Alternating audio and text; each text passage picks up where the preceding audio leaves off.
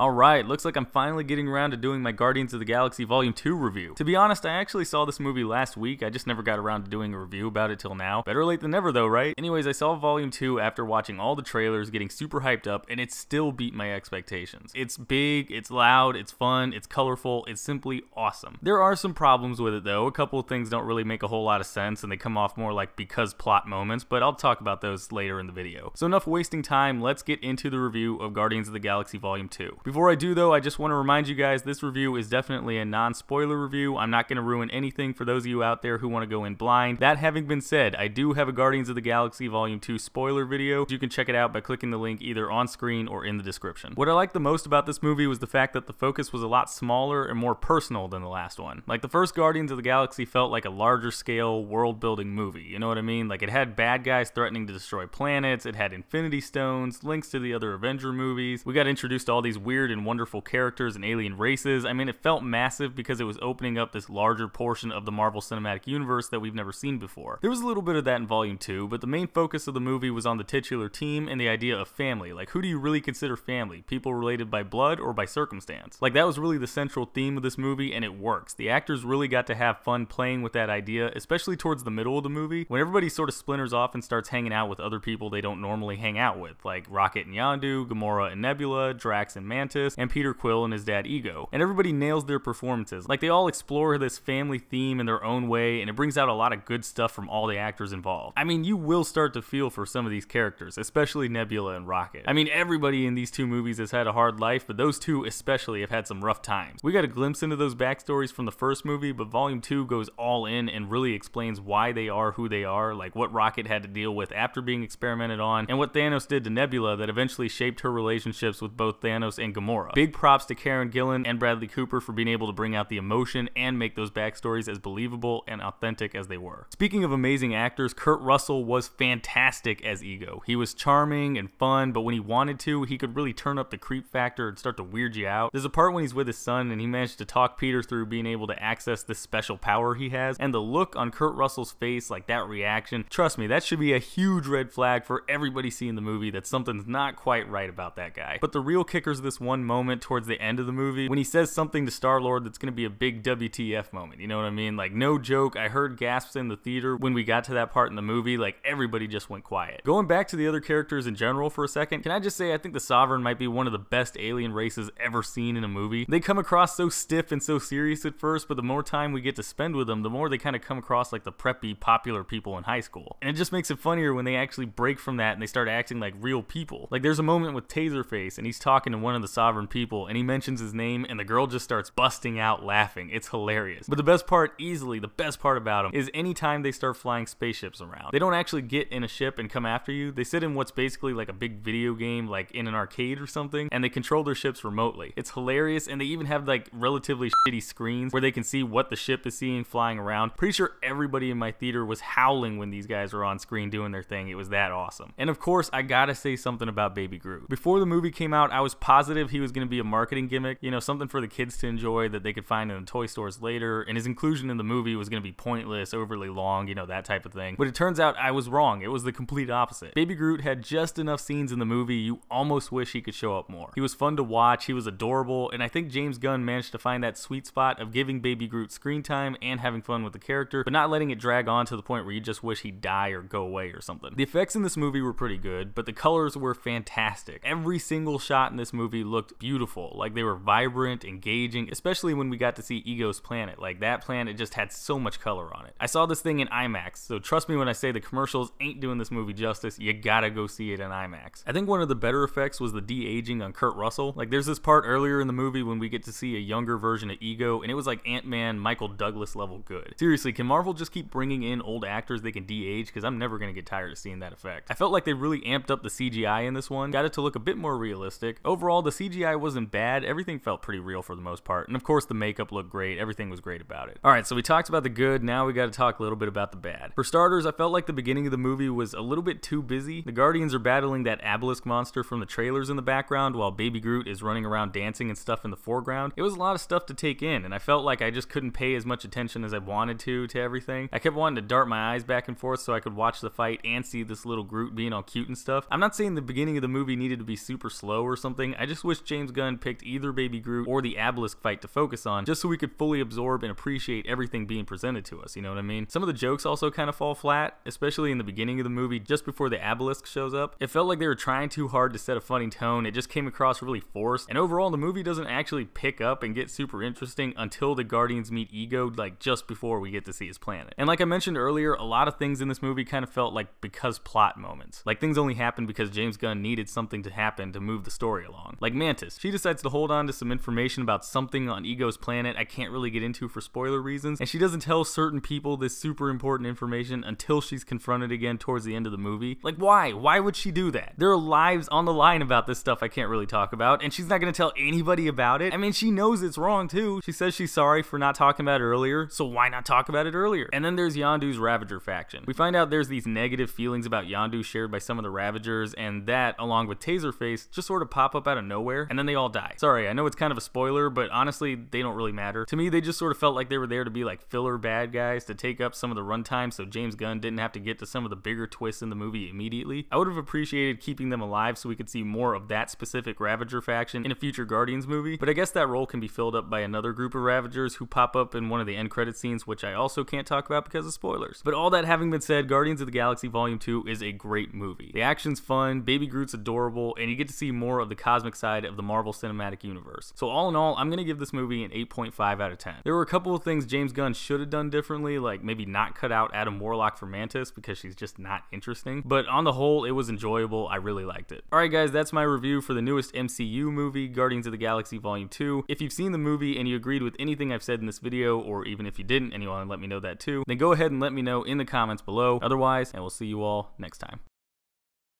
Hey, thanks for watching. If you liked the video, be sure to click that like button, maybe leave me a comment while you're at it, and go ahead and click that subscribe button. Also, don't forget to check out any of my social media pages. I've got a Facebook, Twitter, Twitch, and Instagram. All those links are going to be in the description below. And I've also got my last video right there in the middle of your screen. So if you want to check that out, go ahead and click it, check it out. Alright, and I will see you all next time.